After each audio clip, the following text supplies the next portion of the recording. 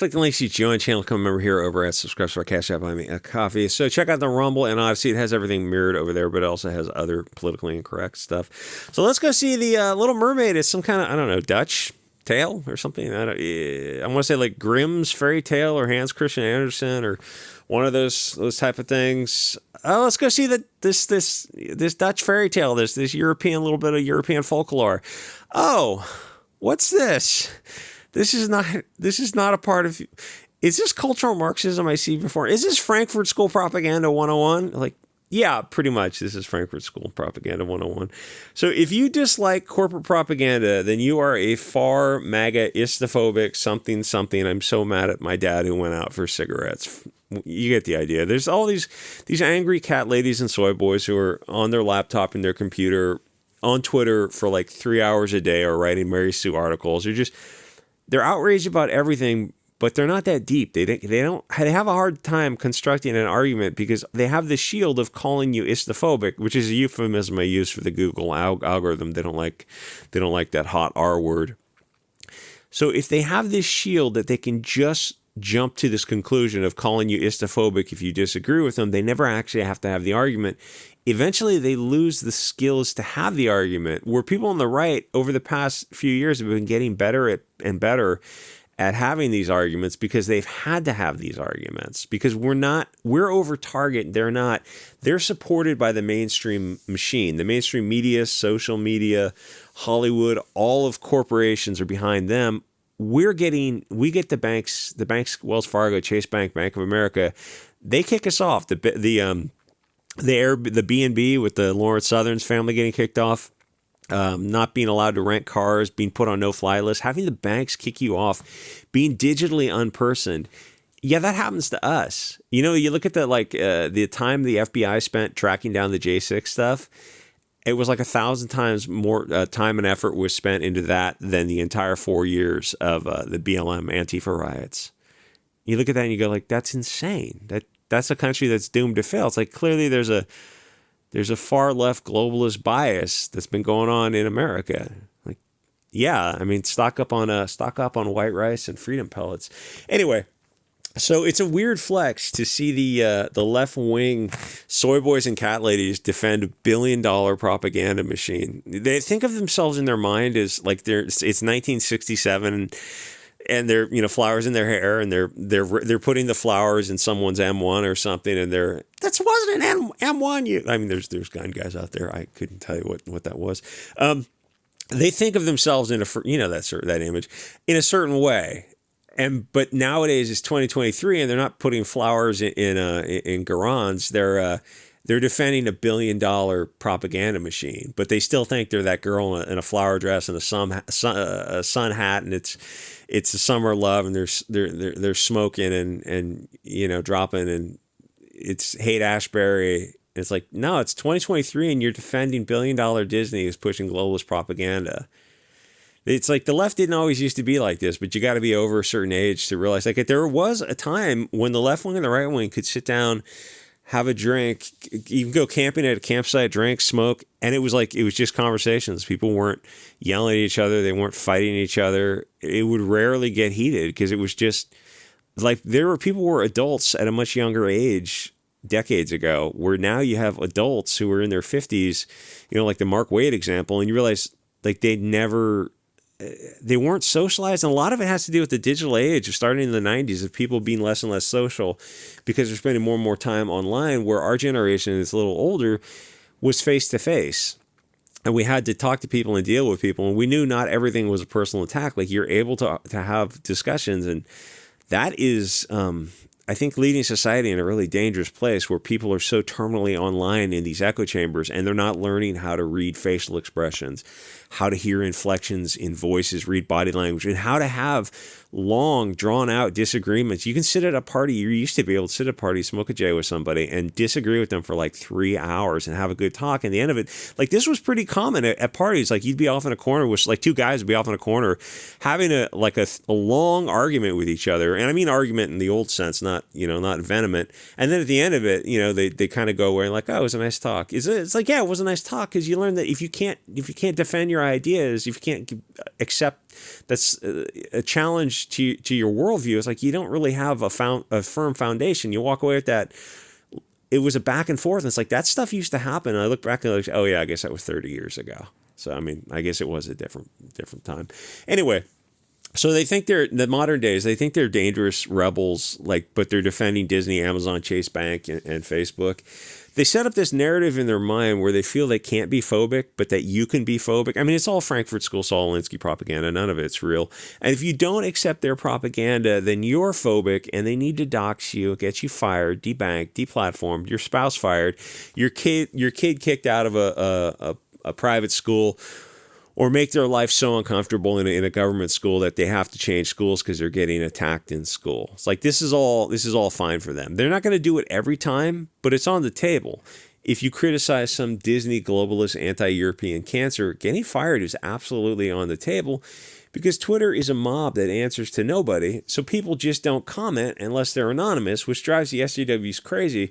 They say say it under your name. But why would people? I just told you the consequences of a very simple statement. The truth of the matter is they just don't want you saying it at all. They literally do not want a diversity of thought on social media. They want absolute control. And if America was a real country, we would be protected from being fired or deplatformed or debanked by law. Our representatives would actually represent us. And it's like they should have done it sometime in the past 20 years. To protect free speech from these billion-dollar, no, you shouldn't be, your bank should not have the right to kick you off. If they offer services to one person, they need to offer services to everyone. Political discrimination should not be allowed. You should not be able to be fired for a social media opinion. If it's legally protected speech, it's not a threat of violence. No, you should not be debanked, defired. You should not be denied services. That's insane. By a billion-dollar company.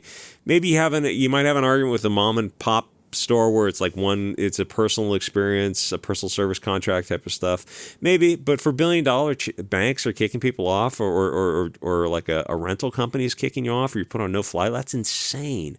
That's not a country. It's a country that is more headed to a civil war than not. And it's like all you have to do is avoid this by starting to say, hey, maybe we need to let's try to get control of this right now. And it's like if you're waiting for the adults to come back into America's living room, it's never going to happen. Anyway, but none of those things, you're not getting any protection from your representatives. They're just taking your money. So if you say that this Mermaid remake sucks and the chick looks like a hammerhead shark, if you're using your name on Twitter, you might get fired. That's where we are now. So people learn who their masters are and who must not be criticized. People quickly are learning the way of the world and a little bit of what it was like, it's still like in some cases, to live in Russia, Cuba, or China. You just learn what you can't say and who must not be criticized. You learn the hierarchy. And believe it or not, people who look like you're at the bottom. You are the marginalized and oppressed. Everything they say is the sinister left-hand path. It's the inverted universe. Everything they say is a lie. If you spend enough time on the government and media narrative, social media, all that kind of stuff, on Twitter, you're going to see that there are many loud people who are to the left of the curve. The further left, the louder they are. You can't win or lose an argument with a pigeon. It just poops on the game board and it stares at you and bird. It does that cute little cocking of its head, and you realize, I'm trying to argue with a pigeon. It's not going well. So The Little Mermaid is a Dutch story. It's part of European culture. We value Europeans. They don't. In fact, many of them actually hate everything about it and us. You're not going to convince. I mean, they love culturally appropriating the stories because apparently they can't come up with their own stories. Disney's actually a dead brand, and if they didn't have millions of dollars coming in from old properties, they would have been in trouble. But they're not in trouble because they do have those old IPs. They're just cash cows for them. Thing is, you're not going to convince these people that they are actually the problems. They're the istophobes because most of them are stupid. They're flat out slow. Eventually, if you spend enough time on Twitter, you'll see it. They don't see the fallacy in their arguments or the nuance because they can't. They just don't have the hardware to get there. Twitter has everyone on it who has a $50 smartphone. Everyone. There is no age filter. There's no IQ filter. There really should be at least an age filter where you have to enter an age in. So you can filter out anyone under 25.